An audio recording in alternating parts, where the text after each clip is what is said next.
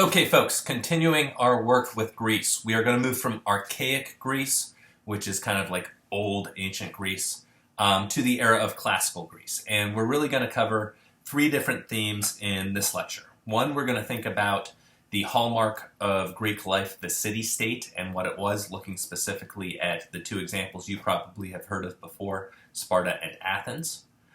We're going to look at a series of wars, first between Greeks and Persians, and then kind of a civil war-ish between Greek poleis city-states that might give us some insight into how the idea of what it means to be Greek changes over time.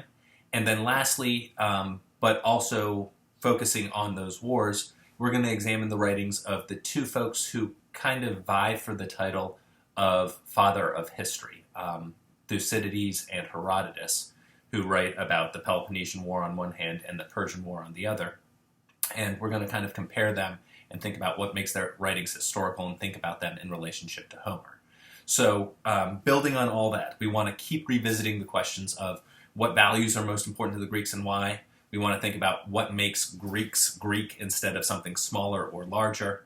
And then three new questions. What's a polis? How are those things similar and different from each other?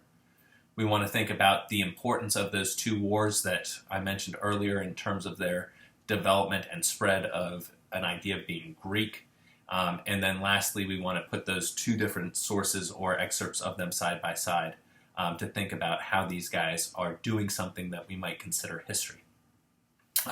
Those last 2 points about Thucydides and Herodotus are particularly important because your analytical response this week is going to be based off of writings or verses attributed to Homer and then writings attributed to Herodotus and Thucydides, and you're going to get to choose 2 out of 3 of those. So really paying close attention there will probably help you in the long run.